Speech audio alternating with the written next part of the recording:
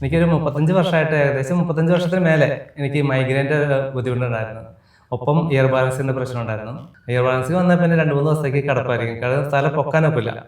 അപ്പോൾ കിടന്ന് ഇങ്ങനെ സൗണ്ട് കേൾക്കാൻ പറ്റില്ല.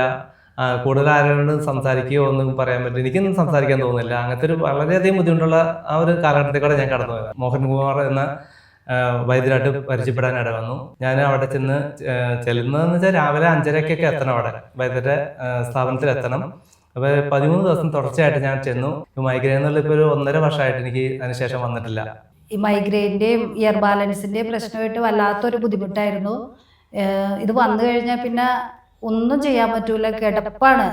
ഇടയ്ക്കിടയ്ക്കായിട്ട് ഞാൻ പോയി നോക്കും, സൗണ്ടേ കേൾക്കാൻ പാടുള്ളത്. ബാബു ചേട്ടാന്ന് വിളിച്ചാൽ തന്നെ മിണ്ടാതിരിക്കുന്നു പറഞ്ഞുകൊണ്ട് ചെവിയൊക്കെ അടച്ചിങ്ങനെ കിടക്കും. സഹസ്രശുദ്ധി നാസിൽ ഡ്രോപ്പ് മൂക്കിലൊഴിച്ച് 13 ദിവസം ട്രീറ്റ്മെന്റ് ചെയ്തു കഴിഞ്ഞപ്പോൾ വളരെ ആശ്വാസമുണ്ട്. എല്ലാം മാറിക്കിട്ടുകയും ചെയ്തു. നിങ്ങൾക്ക് മൈഗ്രെയിൻ ഉണ്ടോ? തലവേദന, സൈനസൈറ്റിസ്, ഇസിനോഫീലിയ, അലർജി, തുമ്മൽ, ചുമ, തൊണ്ടവേദന, കഫക്കെട്ട്, ഉറക്കത്തിൽ മൂക്കടയുക എന്നീ വലിയ പ്രശ്നത്തിൽ നിന്ന് തികച്ചും മോചനം കുളിർമ ആയുർവേദയുടെ സഹസ്രശുദ്ധി നാസിൽ തൈലം.